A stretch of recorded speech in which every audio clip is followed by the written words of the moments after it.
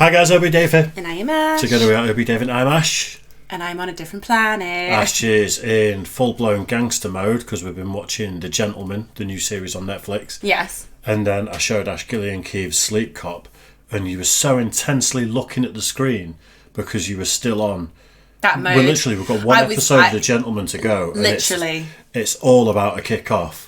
So I'm on edge. I've been sat on the edge of the couch, like watching this story unfold, and like the undertones and all the, like the little slipped messages to each other and the things building in the series. And then he shows me this is supposed to be a comedy, but I'm on a completely different planet.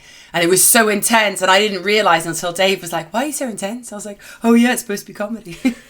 I am not going to say what I think's going to happen in The Gentleman because a lot of people because people are probably watching it. Yeah. But and you and I talk shit all the time. I think the thing that happened in the last episode at the end is actually a curveball. I think it's part of the plan.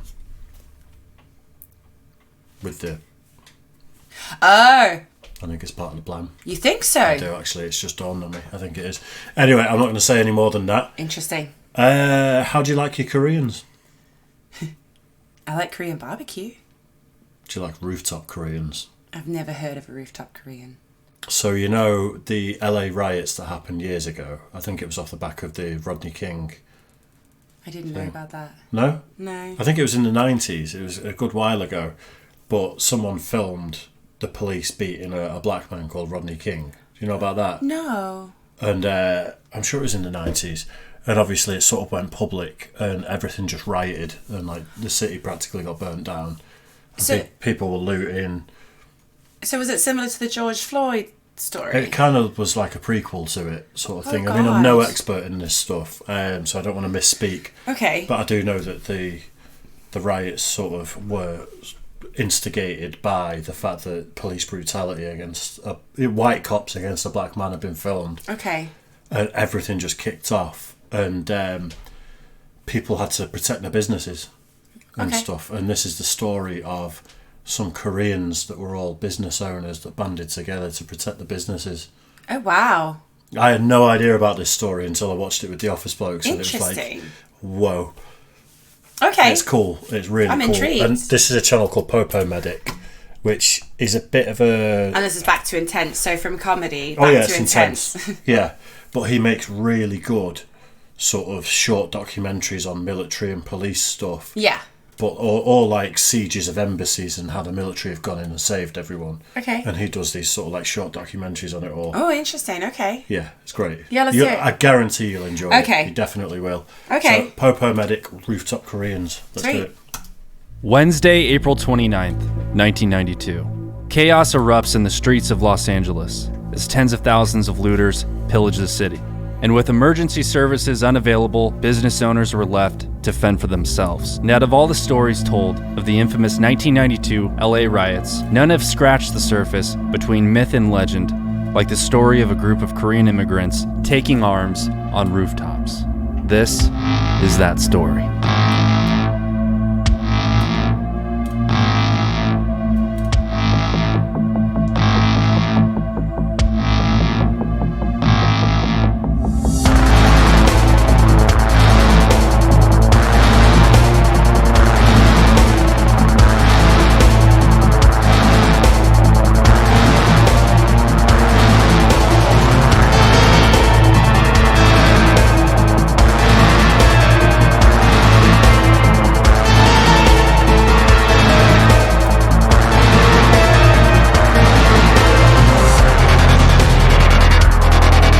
Is this helping with how intense you're feeling? No, not in the slightest. I feel like I've got the 1,000-yard stare right now. I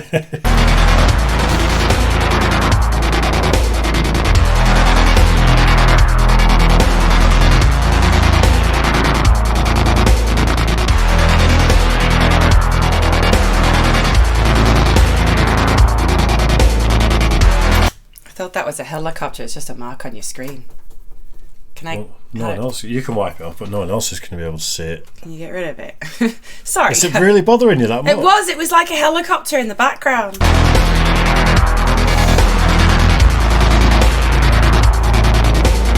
Hi everyone, Donut here. The wait is over. I finally got around to making the Roof Korean video after years years of anticipation. Just kidding. Here's Popo Medic. In April of 1992, 4 LAPD officers were tried following one of the most controversial excessive force incidents in American history. And after the Rodney King verdict was read, all 4 officers were acquitted, resulting in immediate protest. Earlier, we had If you see the footage of it, they beat the shit out of him. Does he survive? Is he okay? I think he survives. But if you see have you seen the Family Guy where they go to Los Angeles and Peter says to the cops, "Do you mind taking a picture?" And the cops start beating him in the street, and they take a picture, and then he stands up and it's like, "Cheers for that, guys." I don't think I've seen that. Have you not seen it? It's yeah, all right. It's dark. Okay. a scene where protesters did storm the doors of Parker Center. The protest started out peaceful, but at approximately 4:15 p.m., a group of men approached the Payless Liquor in Delhi on Florence Avenue. The men walked into the liquor store, grabbed whatever the fuck they wanted, and walked out with no intention of paying. 2 of the men smashed the liquor store's front door, and another man struck the store owner's son with a beer bottle, rendering him unconscious. 911 was dialed, and 2 officers from the 77th Street Division of the LAPD responded, finding that the offenders had left upon arrival. And while making checks in the area for the offenders, a young man threw an object at their car. Approximately 24 officers, commanded by LAPD Lieutenant Michael Mullen, arrived and arrested the teenager. But the teenager put up a fight and resisted arrest. The teenager was a well-known minor in the community, further agitating a mass crowd of people who witnessed the arrest. The police formed a perimeter around the arresting officers as the crowd grew more hostile, leading to further altercations and arrests. And fearing the situation could potentially escalate to a life-threatening situation or the use of deadly force, Lieutenant Mullen ordered officers out of the area altogether. And by 6 p.m., the looting began on mass scale.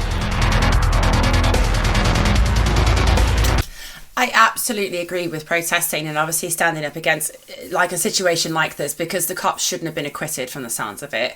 And it happens too often with somebody in this position of authorities just given a free pass. We give it a lot in this country with politicians. Yeah, but the cops get it quite hard in this country.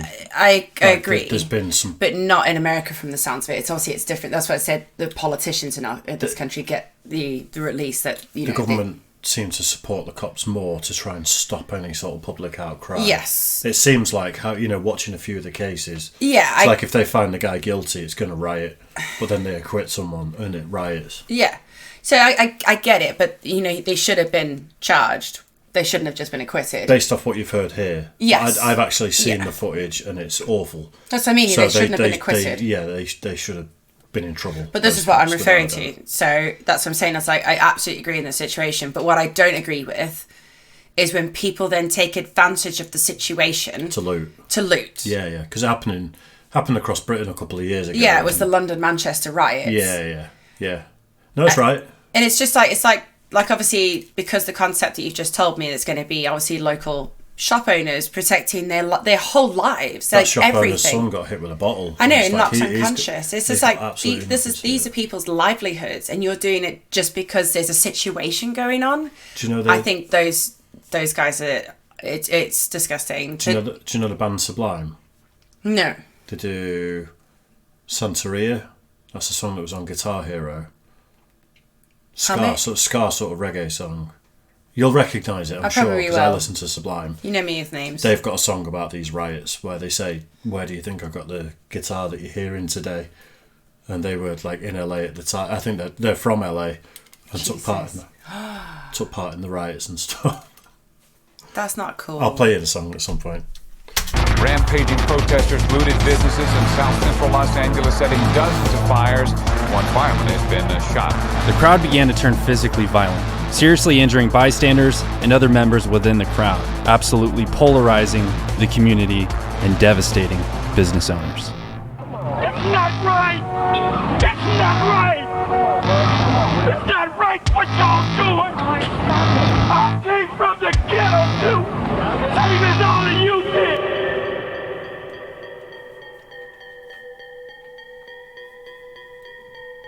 It's crazy, isn't it? The growing number of rioters in the streets began attacking civilians.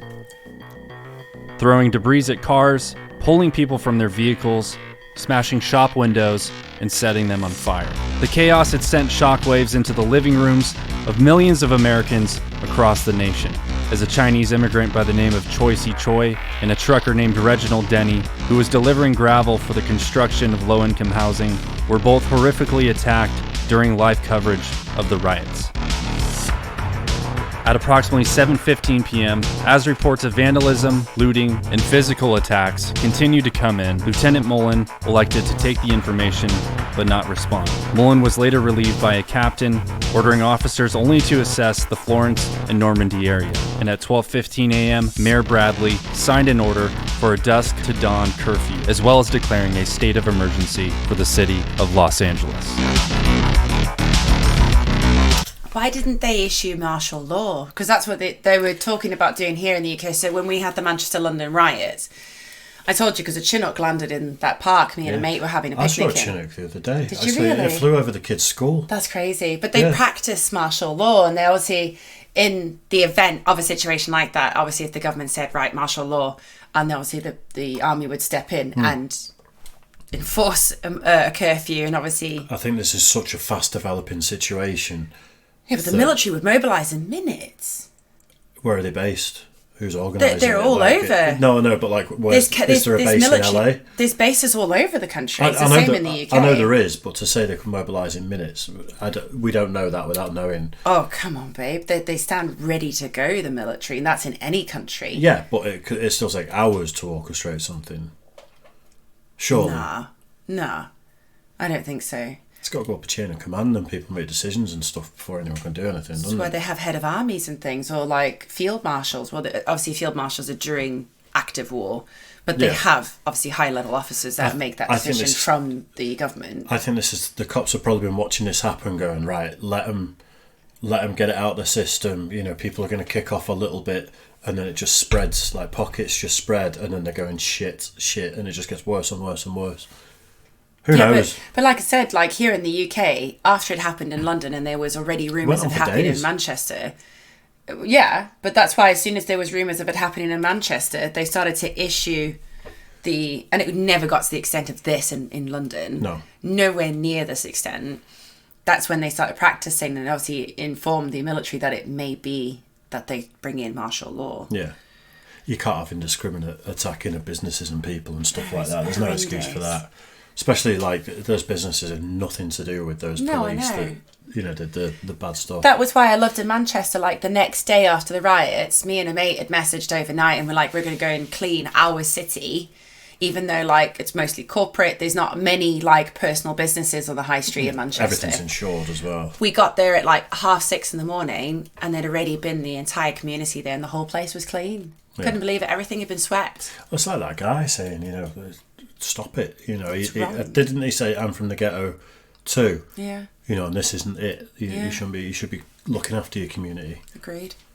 It's mad though.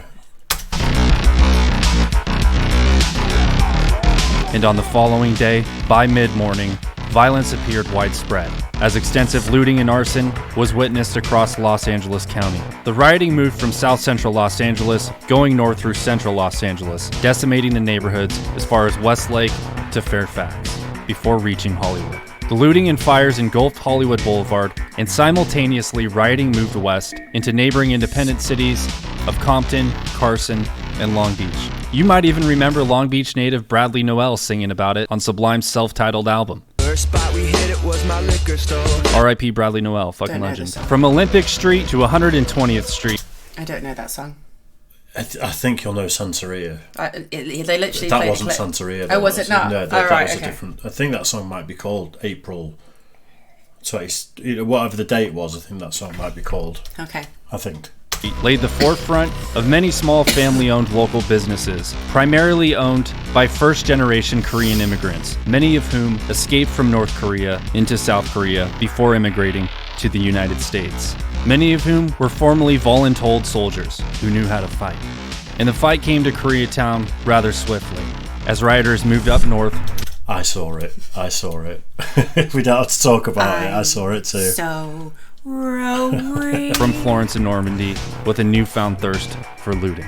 At 11:30 a.m., one employee of a local gun store, David Jew, was working behind the counter when the shop phone rang. It was a phone call from his employer, Richard Park, who owned another store a few doors down. Richard informed David that he was at the nearby shop and in the middle of a gunfight. David locked up the gun store, ran across the parking lot, armed with a Beretta. When he arrived, he heard gunshots, at which point looters from across the street made their way to the gun shop plaza and opened fire on Richard and David. But when the two men fired back, the assailants fled the area immediately. Word quickly spread throughout Koreatown that this method had worked, in not only protecting Richard's property, but his life. Korean business owners who caught word of this began to phone in a Los Angeles-based radio station called Radio Korea, pleading to the radio station's audience for an armed response to help protect their property. Everybody parked in the street, took some everything, liquor, beer. When you got here, you said people were still inside the store. What did you do? Sit inside. I shut 8 times, everybody moved. A merchant guarding his property. You got anybody out there or just a shop? Rick Romero out here. All of the merchants here are not going to wait for the National Guard or police or anybody else. You talked about guerrilla warfare, and it's right here, right on the premises here. Just about every one of the individuals in this. Radio Korea quickly became dubbed Koreatown's makeshift command center, warning listeners of the whereabouts of incoming looters, and offered itself as a 911 system, allowing shop owners to call out for help over the air. After the realization sank in, there would be no response from police, fire, or EMS, already stretched too thin, responding to thousands of ongoing emergencies. 가게라고 있습니까? 아니 옷가게 거기는 남자 옷이에요. 남자 옷가게. 네, 거기 탔어요? 네, 거기가 지금 불타고 있어요. We need additional guard in here. We have no police support whatsoever. People are driving by shooting at us, and we have to do something about it. A local resident by the name of Ina Cho and president of the Korean Veterans Association in 1992 was listening to the broadcast and decided to call in a little broadcast of his own, requesting all Korean Marine Corps veterans to respond to the area. Soon after, a group of around 15 Korean Marine Corps veterans arrived, equipped with rifles, and rendezvoused with Cho. The men responded to a large electronics warehouse, Kim's TV, where Radio Korea was broadcasting that a mob of looters were attempting to break in. The warehouse had an iron door, which the mob was beating and ramming with a truck. When the mob finally took down the door, Cho attempted to stop the looters who were sprinting inside when 2 vehicles with a combined occupation of 10 people got out of their cars and opened fire on Cho, hitting him 1 time. Richard Kim, whose parents owned the electronics store, armed himself with a semi-automatic rifle. As the warehouse was under fire, his mother suffered a gunshot wound while trying to shield his father. And as more Koreans became injured, more and more Koreans took up arms, taking positions on rooftops for maximum tactical advantage. Not only did they have the high ground and could see everything from the roof, but parapets made for the perfect cover from incoming fire. And these firefights were televised. More familiar with weaponry than I am. He says it looks to be a 9mm Uzi. Where Korean shopkeepers could be seen armed with M1 carbines, Ruger Mini 14s, pump-action shotguns, handguns, and Daewoo K1A1s. Like, look at this dude's loadout. He's got a red polo t-shirt and a Daewoo K1A1. I mean, come on. One of the most iconic photographs of Roof Koreans happened at a small grocery store called California Market. The owner fortified his store with 20 well-armed employees and volunteers, all of whom were wearing white headbands. They were often shooting blanks or discharging warning shots into the air, which is dumb. You gotta wonder where those went, you know? But their methods worked, as looters scattered, fleeing the area as quickly as they could. On May 3rd, after 4 days of exchanging gunfire with armed looters, the Rooftop Koreans successfully forced every single wave of remaining mobs out of Koreatown, saving countless lives and livelihoods in which the Korean American identity was born. And on that same day, over 1,100 Marines and 6,500 National Guard troops patrolled the streets of Los Angeles, putting an end to the chaos. If it wasn't for a few brave men who stood up against their opposers, Koreatown would have been unsalvageable. The nearly week-long rioting killed more than 60 people, injuring more than 2,300, and caused approximately $1 billion in damage, half of which was sustained by Korean-owned businesses. Korean Americans have come to refer to the 1992 uprising as Saigu, which translates to April 29th, a day Koreans will never forget.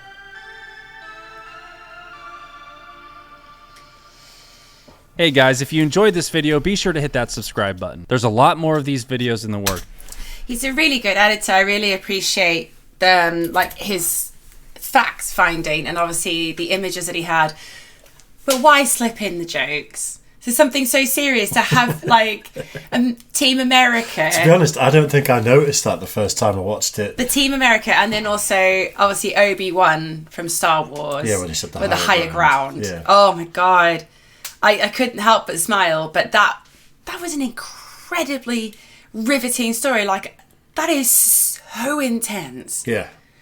What a story to have, like, wow. The thin veil of civilization just disappears on it quite quickly. Like a lot of people think they're safe and then something happens and it's like instant people turn panic. into animals.